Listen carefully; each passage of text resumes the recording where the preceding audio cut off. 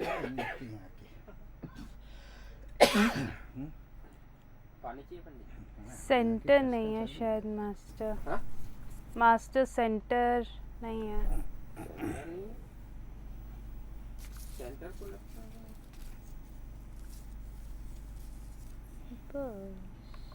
हाँ अच्छा, तो मैं वहाँ देखूं और वहाँ देख के ओपनिंग पढ़ूं? ओके ठीक है पंडित जी, अपन मास्टर से शुरू करेंगे, है ना? हाँ।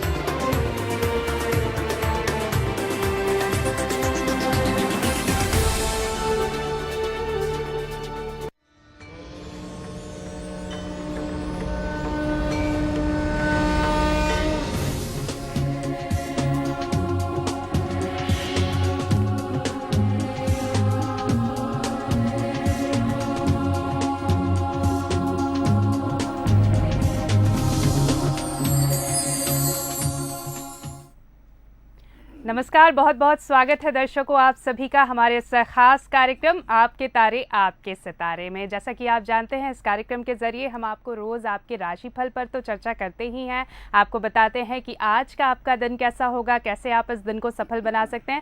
साथ ही साथ एक विशेष विषय पर हम चर्चा भी करते हैं और आपसे बातचीत भी करते हैं। सीधे आप सवाल पूछ सकते हैं पंडित जी से। तो आज भी ये कार्यक्रम बेहद खास है क्योंकि हम बात करेंगे माता की बैठकी पर। तो आइए शुरू करते हैं हमारा आज का सफर।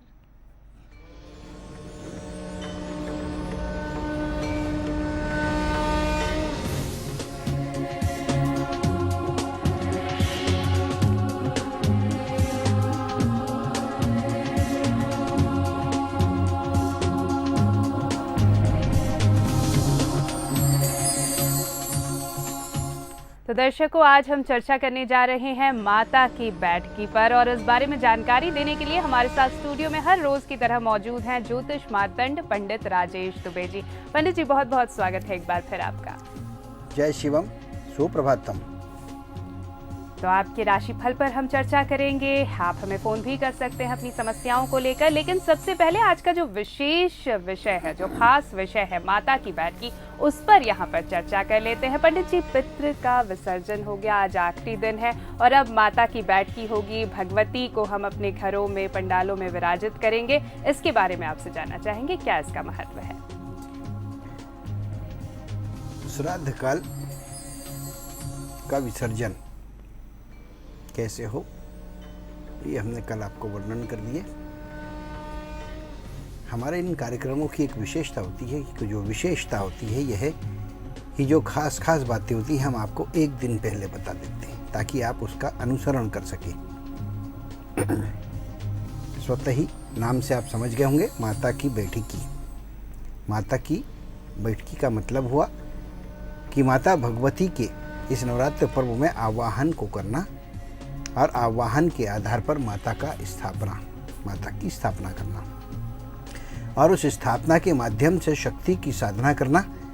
और शक्ति की साधना करना तो क्यों करना, सकाम संकल्प करना या निष्काम संकल्प करना। संकल्पना प्रमुखता से स्थान रखती है। भगवान श्री राम ने नवरात्र में माता शक्ति की पूजन की, साधना की और अप्रमेय शक्ति को प्राप्त करके त्रेता युग में रावण पर विजय प्राप्त किए और एक ऐतिहासिक, जो पुराणों में भी इसका वर्णन है, रचना को रच दिए। वहीं पर रावण स्वयं भी माता की साधना और पूजन करते थे और रावण के भी मन में यह सदैव विचार था कि मैंने संसार में समस्त भोगों को देखा, ऐसी कोई भी प्रवृत्ति, वस्तु, पदार्थ नहीं है जिसका मैं भोग के योग्य नहीं हूँ। किसी के कहे कटाक्ष से परेशान था कि मृत्यु का भोग तुम नहीं दे सकते, अर्थात तुम अपरिपक्व रहोगे। तो रावण ने भी एक समय में माता से प्रार्थना की थी कि हे माता, आप मुझे मोक्ष दें ताकि मैं मृत्यु के भोग को भी देख सकूं और पूर्ण रूप से परिपक्व हो सकूं। संसार में कोई ये न कह सके कि रावण भी अधूरा था। या है। माता की छटा बिरली। नवरात्रि 9 रूप। अब 9 रूप को यदि हम देखें तो शैलपुत्री, ब्रह्मचारिणी, चंद्रघंटा चंद्रघंटा, उसके बाद हम आते हैं कुष्मांडा, स्कंद माता, कालरात्रि, उसके बाद महागौरी, और महागौरी के बाद फिर माता का जो स्वरूप होता है वह देविका का संपूर्ण स्वरूप नवदुर्गा के रूप में माना जाता है। नवरात्र का पर्व क्यों मनाया जाता है? सबसे पहले तो ये जानने योग्य था क्योंकि नवरात्र का जो काल होता है ये यमदंत काल होता है। ऋतुओं का परिवर्तन होता है इस काल में, और ऋतु का परिवर्तन होने से सूर्य और चंद्रमा और नक्षत्र, ग्रह, तारों की स्थिति में परिवर्तन होता है, और जिसका प्रभाव प्रत्येक जीव पर और प्रकृति पर पड़ता है। जीव और प्रकृति पर जब इसका प्रभाव पड़ता है तो तीनों तापों की उत्पत्ति होती है, और उन तीनों तापों से ग्रस्त यह सृष्टि और उसके अंदर प्रकृति में जीने वाला जीव, विशेष रूप से मनुष्य, प्रभावित होता है।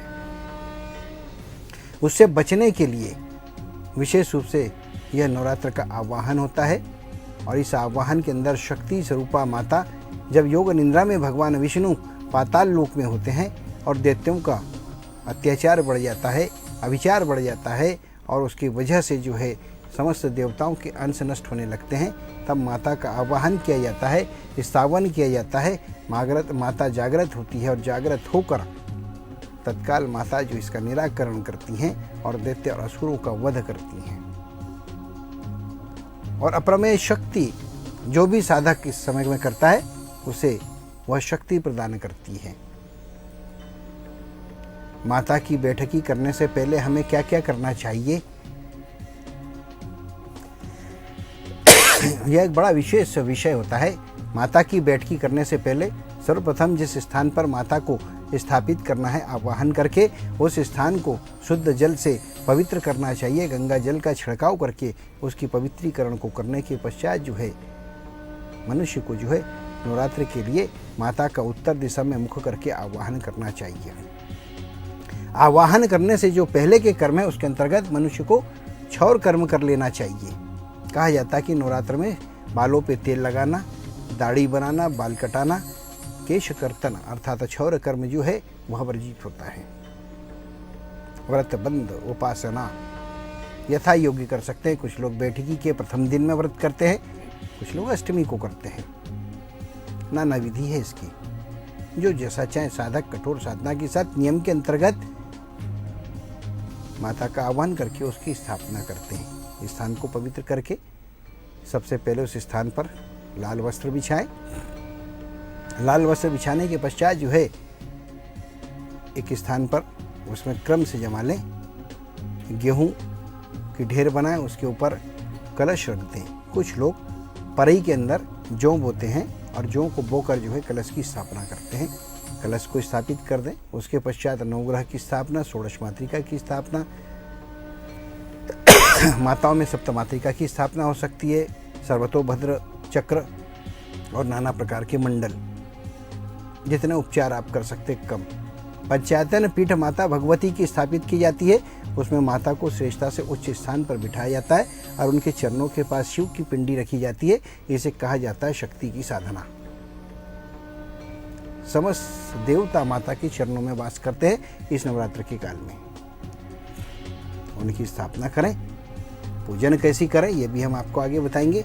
विशेष रूप से नवरात्र का जो पर्व होता है, शुद्ध आचार संहिता, ब्रह्मचर्य का पालन करना और घर में सुख शांति समृद्धि के साथ साथ चित्त में शांति रखना ये आवश्यक होता है। एक बात विशेष और है कि यदि आप कोई भी पूजन करते हैं और यदि आपकी हैसियत ना हो तो आप भाव पूजन कर सकते हैं, लेकिन कभी भी किसी पूजन को करते समय उसमें किसी प्रकार के ऋण की व्यवस्था नहीं करना चाहिए।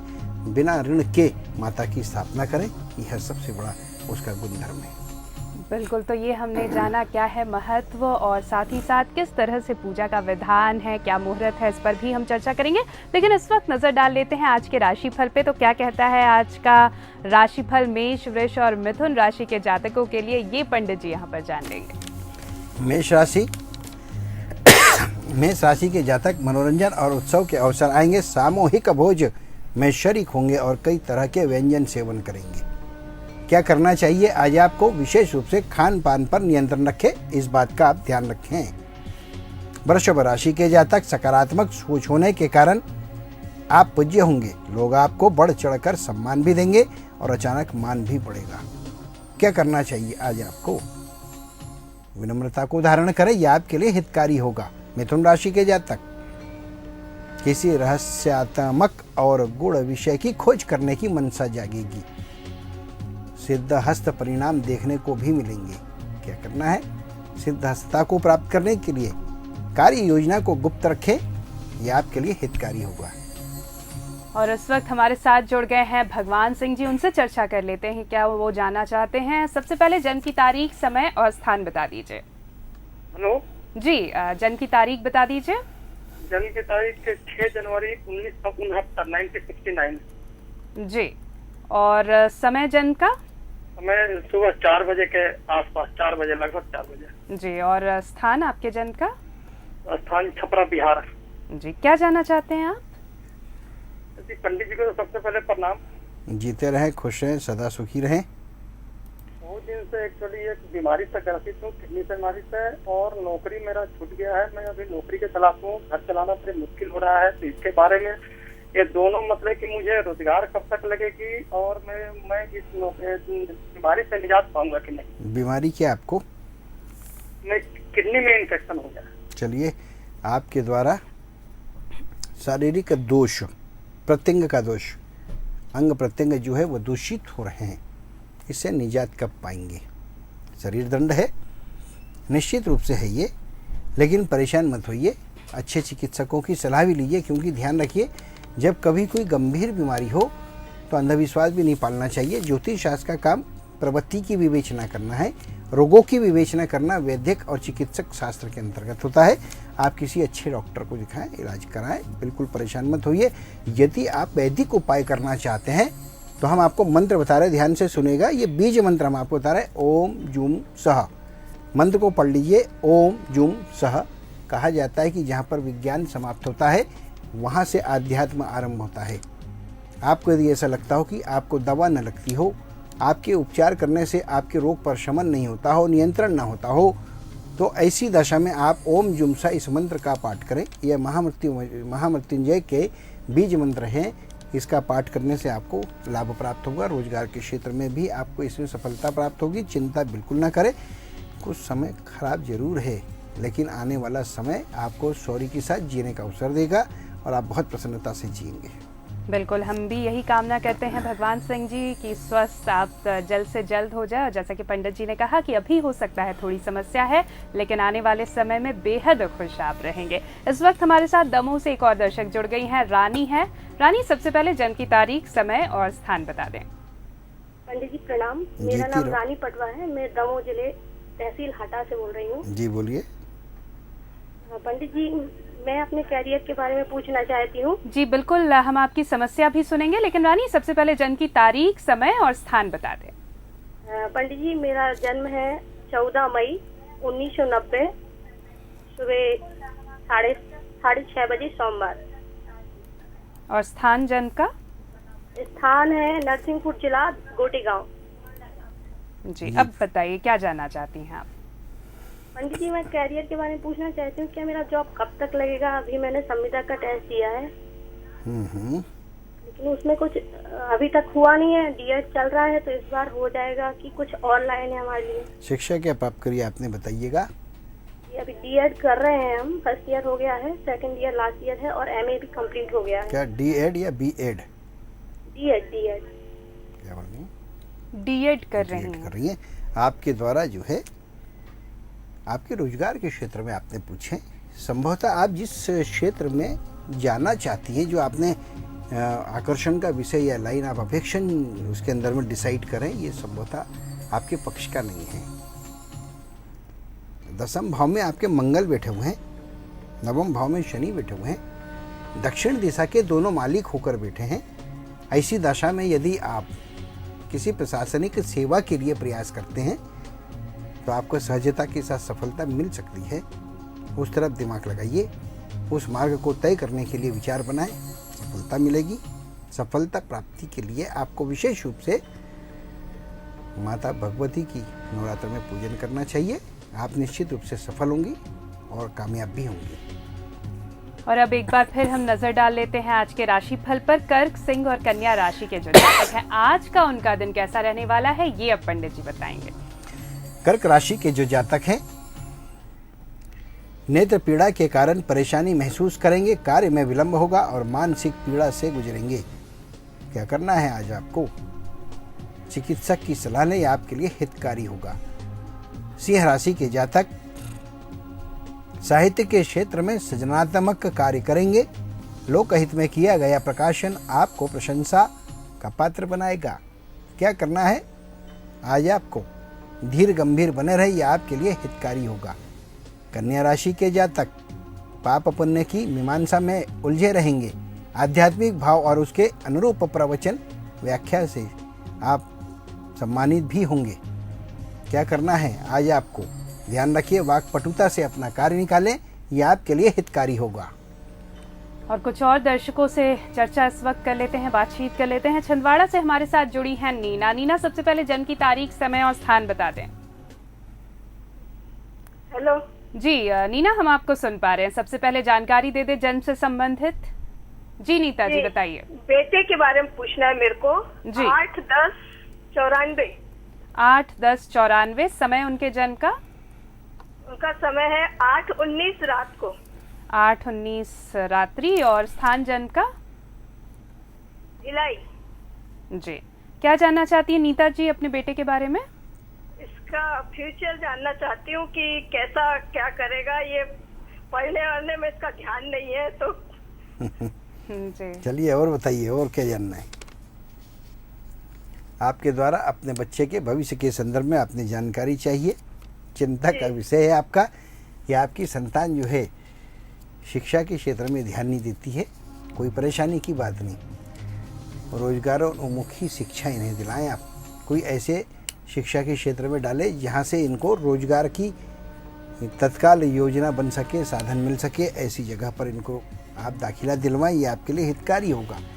रहा सवाल कि यह जो बच्चा है यह अस्थिर क्यों होता है, ये विषय होना चाहिए। भविष्य तो सबका सुंदर होता है।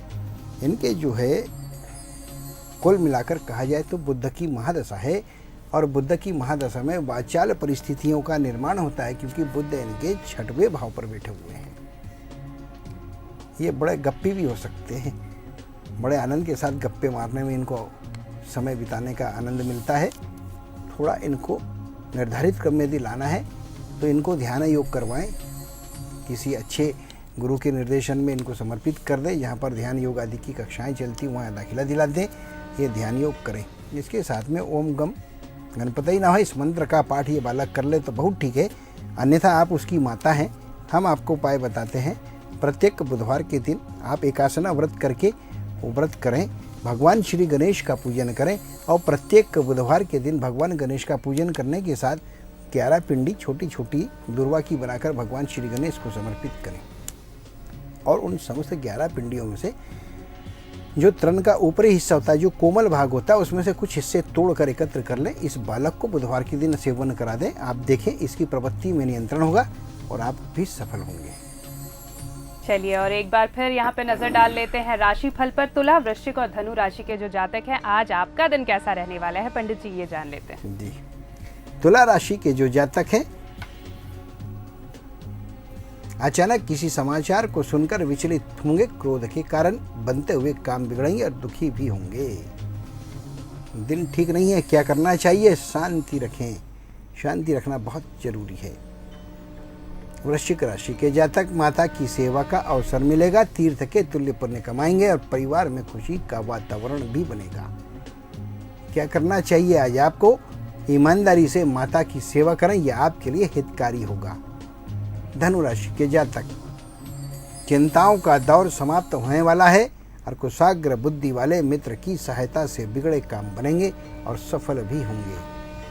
क्या करना चाहिए आज आपको? मित्र का पूर्ण सहयोग लें, यह आपके लिए हितकारी होगा। और इस वक्त चर्चा कर लेते हैं, कुछ तो और दर्शक हमारे साथ जुड़े हैं। सुधा है जो हमारे साथ जुड़ी हैं। सुधा, सबसे पहले जन्म की तारीख, समय और स्थान बता दीजिए। हेलो, मैं अपनी बेटी के बारे में जानना चाह रही हूँ। बिल्कुल, आप जान सकती हैं। सबसे पहले उनके जन्म से संबंधित जानकारी दे दीजिए। तारीख क्या है उनके जन्म की? उसके जन्म की तारीख है 31 दिसंबर 84। 31 दिसंबर 84। समय जन्म का? सुबह के 6:30 बजे। और स्थान? स्थान खंडवा। जी, क्या जानना चाहती है अपनी बेटी के बारे में आप? मैं मेरी बेटी के विवाह के बारे में जानना चाहती हूँ, और पढ़ाई भी उसने की है, उस हिसाब से उसको फल भी प्राप्त नहीं होता। जी, आपके द्वारा जो है शिक्षा और फल की प्राप्ति और उसके साथ में शुभ विवाह को लेकर प्रश्न आपने किए। शुभ विवाह में विलंब का कारण पितृ का दोष। पितरों की शांति कराएं। नारायण नागबली जो है इसका विधान आप कराएं, उसके पश्चात आपको सफलता मिलेगी। शिक्षा के क्षेत्र में जो उन्होंने ज्ञान अर्जन करें उसके आधार पर उन्हें लाभ की प्राप्ति नहीं हो रही है, उसका सबसे बड़ा कारण है बुध की महादशा है। यदि यह संगीत के क्षेत्र में, साहित्य के क्षेत्र में या किसी कला के क्षेत्र में समर्पित होती हैं, निश्चित रूप से आगे बढ़ेंगी, क्योंकि इनके जीवन में आप हमेशा ध्यान रखिएगा जो इन्होंने शिक्षा प्राप्त करी वो काम नहीं आएगी, बल्कि ऐसा कोई हुनर इन्हें जागृत करना होगा जिसके माध्यम से जीवन में ये अनुपम सफलताओं को प्राप्त कर सके। इसलिए इस तरफ जाएं, निश्चित रूप से लाभ होगा। और अब जान लेते हैं कि मकर, कुंभ और मीन राशि के जो जातक हैं, आज आपका दिन कैसा रहने वाला है, क्या क्या चुनौतियां आपके सामने होंगी पंडित जी? जी, मकर राशि के जातक, किसी पुराने साथी से धोखा होगा। जरूरी दस्तावेज संभाल कर रखें, दुरुपयोग होने की संभावनाएं हैं। क्या करना है आपको? आज मित्रों पर भरोसा करने से पहले विचार करिए, जरूरी है। कुंभ राशि, उन्नति के क्षेत्र में आशा की किरण दिखाई देगी और जो लोग आपसे रूठे थे सभी मान जाएंगे। करना क्या चाहिए? आज आपको सबसे अच्छा व्यवहार करें, ये आपके लिए हितकारी है। मीन राशि के जातक, अचानक धन मिलने वाला है और व्यापार में रोचक घटना घटेगी। सफलता का दौर चलेगा और लाभ के अवसर भी बनेंगे। व्यापारिक गतिविधियों पर सूक्ष्म नजर रखें, यह आपके लिए जरूरी है। चलिए, तो हम जान गए कि आज का हमारा दिन कैसा रहने वाला है। अपनी अपनी राशि के अनुसार किन बातों पर हमें आज ध्यान देना होगा। तो राशियों पर तो चर्चा हो गई, लेकिन आज जिस खास विषय पर हम बातचीत कर रहे हैं, यानी माता की बात की, उस पर यहाँ पर पंडित जी जो भक्तगण हैं, जो हमारे दर्शक हैं, वो ये भी जानना चाहते हैं कि मुहूर्त क्या है, और आपने पहले कहा था कि पूजा की क्या विधि है, क्या विधान है, वो भी आपको आप बताएंगे इस कार्यक्रम के दौरान। जी, माता भगवती की बैठकी करने के लिए माता के पूजन का जो विधान है, विशेष रूप से यदि आप स्त्री हैं, यदि आप संतान हैं, तो सबसे पहले अपने माता पिता से, पति से आपको आज्ञा लेना चाहिए, जो यथा योग्य आपका विषय हो उसके अनुसार। उसके पश्चात जो है जिस क्षेत्र में, परिक्षेत्र में माता की स्थापना करना, उसका शुद्धिकरण करना चाहिए। शुद्धिकरण करने के पश्चात जो है माता की स्थापना करने के लिए या तो आपके पास मूर्ति हो तो उसे रखें, अथवा चित्र रखें, या जो भी स्थिति हो, यदि ये सब कुछ भी ना हो तो वहाँ पर एक पूजा की सुपारी और हल्दी की गांठ में माता की प्रतिष्ठा की जा सकती है। वैसे तो नवरात्र का जो पर्व होता है, इसके अंदर जो विशेष बातें होती है जिसमें माता की स्थापना मानी जाती है, वह 2 बातों पर मानी जाती है। नंबर 1, उसकी कलश की स्थापना, उसके अंतर्गत देवी की शक्ति समाहित मानी जाती है देवताओं के संग। दूसरा, वहाँ पर अखंड ज्योत जलाई जाती है जो देवी की लौ के रूप में मानी जाती है, और लौ से ही समस्त संसार की उत्पत्ति हुई है और लौ ही समस्त युगों की साक्षी भी है। और इस प्रकार से शक्ति स्वरूपा माता जो अग्नि की द्योतक मानी जाती है, जिसे सर्वभक्ष होता है, उसके स्वरूप के साथ में उसका आवाहन किया जाता है। स्नान आदि करके सूर्य को आर्घ्य दें, पूजन के स्थान पर आएँ, पूर्वाभिमुख होकर, ईशानाभिमुख होकर या उत्तराभिमुख होकर, उत्तर दिशा तीनों में से किसी भी मुख पर होकर माता का आवाहन करें, पूजन करें, स्थापना करें। सर्वप्रथम गणेश जी का पूजन, नवग्रह का पूजन, उसके बाद षोडश मातृका का पूजन, जो भी भद्र मंडलवती बने हों उनका पूजन, फिर कलश का स्थापन, फिर सिंह का पूजन।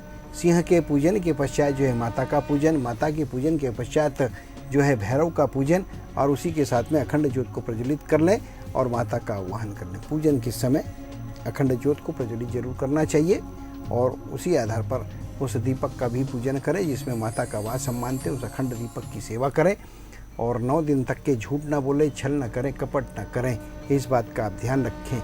और जब हम किसी भी कार्य को करने के लिए त्वरित होते हैं तो उस दशा में सबसे पहले सनातन धर्म में हर स्थान पर मुहूर्त का बड़ा विशेष महत्व होता है कि किस मुहूर्त में हम बैठकी करें या किस मुहूर्त में कार्य को करें वो हमें सफलता दे। चाहे निष्काम हो चाहे सकाम संकल्प हो, दोनों में सफलता। यदि हम निष्काम भाव से भी करते हैं तो उससे हमें समृद्धि और सुख मिलता है, देह पुष्ट होती है। सकाम करते हैं तो कार्य की पूर्ति होती है।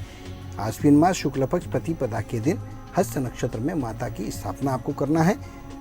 भगवती देवी की बैठकी इसी समय सबसे शुभ है। शुभ मुहूर्त जो है यहाँ पर हम 2 प्रकार के बता रहे हैं, घट स्थापना और मूर्ति स्थापना के हिसाब से। घट स्थापना और मूर्ति स्थापना, तो घट स्थापना के लिए सुबह 6 बजे से 8 बजे तक का जो मुहूर्त है वो बड़ा उत्तम माना गया है।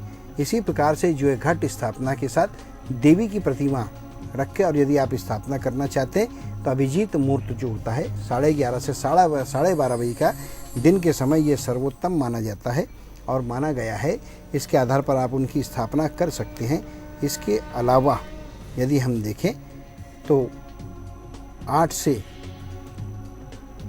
के बाद जो है कुछ समय रुकने के बाद प्रदोष का क्षमा चाहूँगा ये अभिजीत मुहूर्त, और अभिजीत मुहूर्त के पश्चात जो है सायंकाल में प्रदोष काल। प्रदोष काल देखिए 6 से 8 का जो समय ये भी प्रदोष काल है। शाम को 4 से 6 के बीच का प्रदोष काल हुआ, इस काल में भी आप स्थापना कर सकते हैं।